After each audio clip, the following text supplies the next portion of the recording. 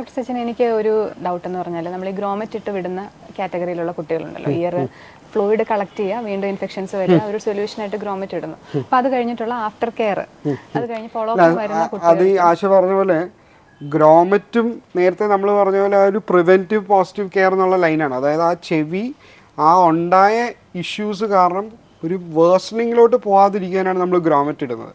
അപ്പോൾ യൂഷ്വലി നമ്മൾ follow up ഒരു ഫസ്റ്റ് മന്ത് എന്തായാലും ഫോളോ അപ്പ് ചെയ്യും ഗ്രോമറ്റ് ഉള്ള കുട്ടിയാണെങ്കിൽ. പിന്നെ അവർക്ക് പറയാറ് കോൾഡ് കാര്യങ്ങൾ വന്നു കഴിഞ്ഞാൽ അത് വച്ചുകൊണ്ടിരിക്കാൻ പാടില്ല. വച്ച് കുട്ടി നേരത്തെ നമ്മൾ പറഞ്ഞ പോലെ നേസൽ ക്ലിയറൻസ് ഇല്ലാതെ വലിച്ച് ചെവിയിലോട്ട് കയറ്റി ഇൻഫെക്ഷനായി ചെവിയുടെ അകത്ത് പഴുപ്പായി ഗ്രോമറ്റ് വഴി പഴുപ്പ് വരുന്ന ഒരു സിറ്റുവേഷനിലോട്ട് പോകാൻ പാടില്ല. അപ്പോൾ നമ്മൾ മന്ത്ലി യൂഷ്വലി നമ്മൾ ഫോളോ അപ്പ് വയ്ക്കും. ഗ്രോമറ്റ് അകത്ത് തന്നെ ഉണ്ടോ അതോ അത് തള്ളി പുറത്ത് വന്നോ എന്നറിയാനായിട്ട്. പിന്നെ ഇവരുടെ വീട്ടിലെടുക്കുന്ന പ്രിക്കോഷൻ, വെള്ളം കയറാതെ നോക്കുന്നുണ്ടോ, അതിലെന്തെങ്കിലും വെള്ളം കയറി ഇൻഫെക്ഷൻസ് വരുന്നുണ്ടോ എന്ന് നോക്കാനായിട്ട് ഇത് ഇമ്പോർട്ടൻ്റ് ആണ്. 6 മാസം ആകുമ്പോൾ യൂഷ്വലി ഈ ഗ്രോമറ്റ് പുറത്ത് പോവും. യൂഷ്വലി തന്നെ ആ നമ്മുടെ ഇയർ ഡ്രമ്മിൻ്റെ ലൈനിങ്ങുകളുടെ മൂവ്മെൻറ്റും ഗ്രോത്തും കാരണം ഇത് യൂഷ്വലി തന്നെ എക്സ്ട്രൂഡ് ആവും.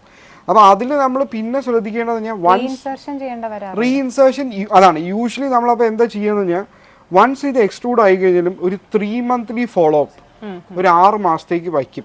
കാരണം നമ്മൾ പ്രൈമറി അഡിനോയിഡ് ഇഷ്യൂ സോൾവ് ചെയ്തു, അകത്തുള്ള ഫ്ലൂയിഡ് ക്ലിയർ ചെയ്തു, എന്നിട്ടും ഇയർ ഡ്രം ഹീലായി ബാക്ക് ടു നോർമൽ ആവുന്നുണ്ടോ അതോ അത് ഇയർ ഡ്രം ഉള്ളിലോട്ട് വലിയാനുള്ള ടെൻഡൻസി കാണിക്കുന്നുണ്ടോ, ഇനി ഫ്യൂച്ചറിലേക്ക് ഇഷ്യൂസ് വരാനുള്ള ഒരു പ്രോബബിലിറ്റി ഉണ്ടോ എന്നുള്ളത് അറിയാനാണ് നമ്മൾ ആ ഫോളോ അപ്പിന് ഒരു 3 മന്ത്സ് 6 മന്ത്സ് ആകുമ്പോൾ വിളിക്കുന്നത്. അതിൽ രണ്ടിലും if the child does well പിന്നെ നമുക്ക് വിട്ടേക്കാം, പ്രശ്നമില്ല, നിങ്ങൾ ഇനി വറി ചെയ്യണ്ട എന്ന് പറയാം. പക്ഷെ യൂഷ്വലി ആ ഫോളോ അപ്പും കൂടെ ആ ചെവി കാണിക്കുന്നത് ഒരു ഇമ്പോർട്ടൻ്റ് ആണ്. പല സമയവും നമ്മൾ വിട്ടുപോകും, പല പേരൻസും അത് നെഗ്ലക്ട് ചെയ്ത് പോകുന്ന ഒരു കാര്യമാണ്. പ്രശ്നം മാറിയല്ലോ, ട്യൂബ് പുറത്തായല്ലോ, ഇനിയിപ്പോൾ കാണിക്കണ്ട. ആ ട്യൂബിൻ്റെ നേരത്തെ ആശ പറഞ്ഞ ഒരു പ്രിവെൻറ്റീവ് ആസ്പെക്റ്റ് ആണ് നമ്മൾ ആ ട്യൂബ് കൊണ്ട് ചെയ്തത്.